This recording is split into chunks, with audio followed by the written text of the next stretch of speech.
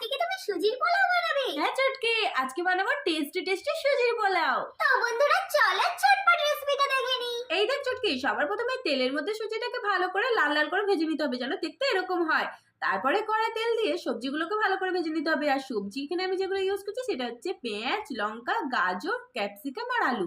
তোমরা চাইলে কিন্তু আরো সবজি ইউজ করতে পারো, আমার কাছে এগুলো অ্যাভেলেবেল ছিল তাই আমি এগুলো ইউজ করছি। তারপর সবজিটা ভালো করে ভাজা হয়ে গেলে ওর মধ্যে দিয়ে দিতে হবে ভেজে রাখা সুজিটা দিয়ে ভালো করে নেড়ে চেড়ে নিয়ে ওর মধ্যে একটু জল দিয়ে ঢাকনা দিয়ে দিতে হবে। এবার সুজিটা হতে থাকুক আর তুই তোর বন্ধুদের বল আমার চ্যানেলটা যেন সাবস্ক্রাইব করে দেয়। ওকে দিদি বলছি। তো বন্ধুরা এরকম সুন্দর সুন্দর রেসিপি পেতে দিদির চ্যানেলটা ঝপ করে সাবস্ক্রাইব করে দাও। এই দেখ চটকি, আমাদের সুজির পোলাও একদম রেডি। এবার উপর থেকে একটু বাদাম ছড়িয়ে দিলেই রেডি আমাদের টেস্টি টেস্টি সুজির পোলাও। এবার তুই খেয়ে বল কেমন লাগলো। তো বন্ধুরা আমি সুজির পোলাও খেতে দেখি আর তোমরা আমাদের চ্যানেলটা সাবস্ক্রাইব